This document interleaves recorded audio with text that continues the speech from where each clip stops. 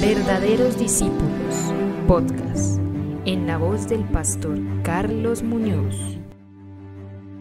Un saludo a cada uno de ustedes, verdaderos discípulos del Señor. Hoy, jueves 7 de abril, tenemos la palabra abierta en Esdras capítulo 6, versículos 1 al 12. Gracias por conectarte con nosotros. Esperamos que este episodio sea de bendición y te animamos a que puedas tener un tiempo devocional diario que te rete a ser un verdadero discípulo. Con la ayuda de reyes gentiles. Entonces el rey Darío dio la orden de buscar en la casa de los archivos donde guardaban los tesoros allí en Babilonia. Y fue hallado en Acmeta, en el palacio que está en la provincia de Media, un libro en el cual estaba escrito así: Memoria.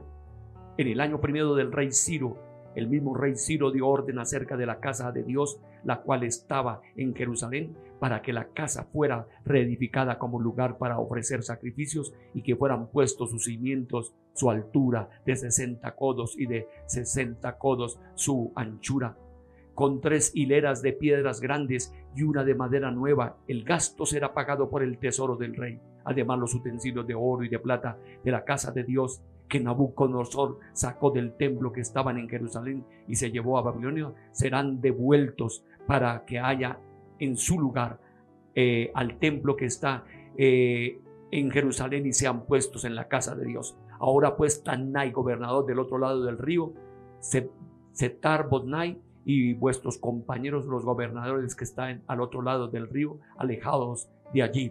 Dejad que se haga la obra de esa casa de Dios, que el gobernador de los judíos y sus ancianos reedifiquen esa casa de Dios en su lugar. Estas son mis órdenes sobre lo que habéis de hacer en estos ancianos de los judíos para reedificar esa casa de Dios. Que de la hacienda del rey, proveniente del tributo del otro lado del río, sean pagados puntualmente a estos hombres los gastos para que no cese la obra. Lo que sea necesario, becerros, carneros y corderos para los holocaustos al Dios del cielo, trigo, sal, vino, aceite, conforme a lo que digan los sacerdotes que están en Jerusalén, les sea dado día por día, sin obstáculo alguno, a fin de que se ofrezcan sacrificios agradables al Dios del cielo y oren por la vida del rey y por sus hijos. También te ha dado orden de que a cualquiera que altere este decreto se le arranque una viga de su casa y sea colgado en ella. Luego su casa será convertida en un montón de escombros. Que el Dios que hizo habitar allí su nombre destruya a todo rey y pueblo que intente cambiar o destruir esa casa de Dios, la cual está en Jerusalén. Yo, Darío, he dado este decreto, sea cumplido puntualmente. Es tremendo cuando Dios opera en medio de la adversidad, cuando se puede uno sentir que el enojo de un poderoso puede venir a hacer daño.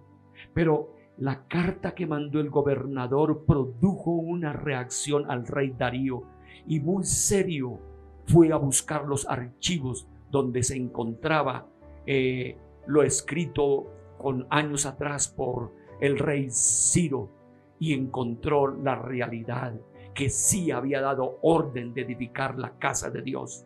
Porque es que Ciro recibió un mandato de Dios a su propia vida.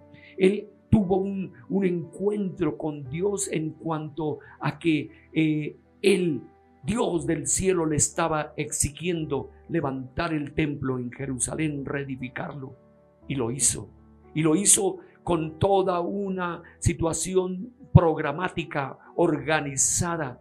Por lo tanto, Darío está mirando ese escrito y define: dejad que se haga la obra de la casa de Dios. ¡Qué bendición!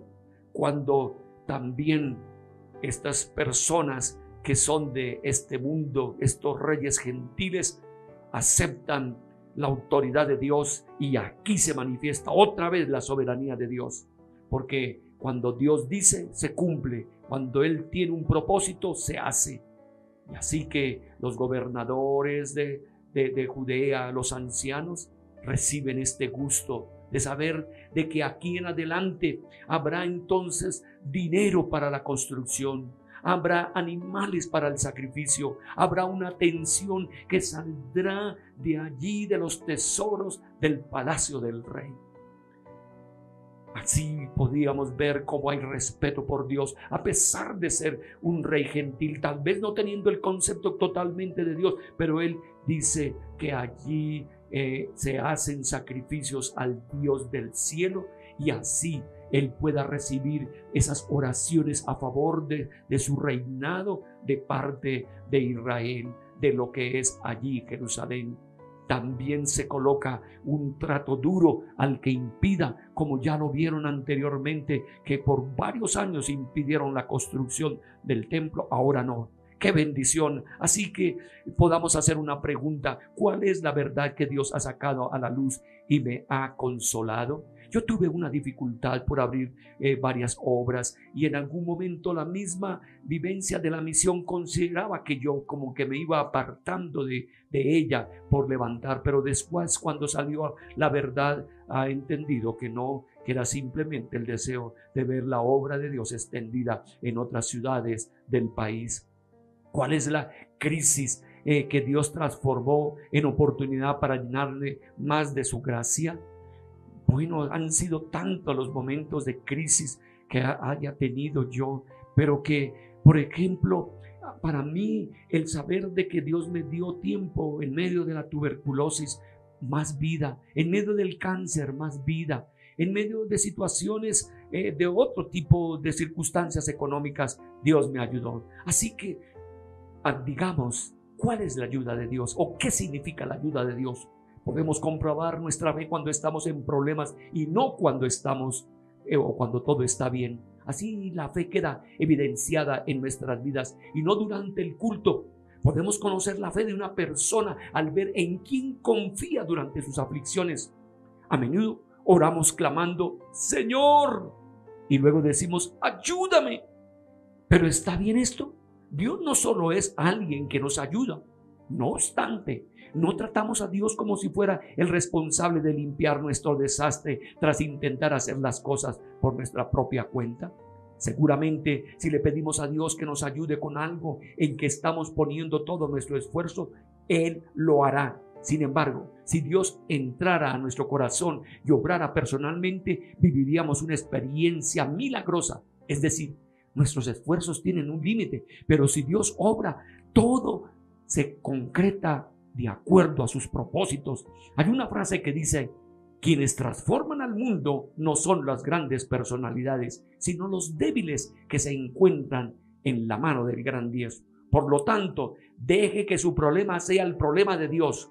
Confíe en Él, acéptelo como el Rey de su vida y clame a su nombre. Entonces Dios nos ayudará de una manera inimaginable. Guiará nuestras vidas, nuestras familias, nuestro trabajo y nuestra sociedad.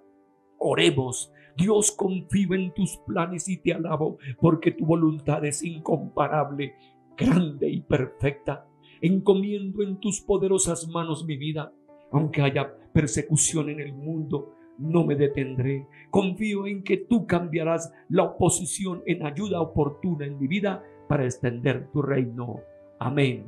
Bendiciones y mucha victoria a través de Cristo.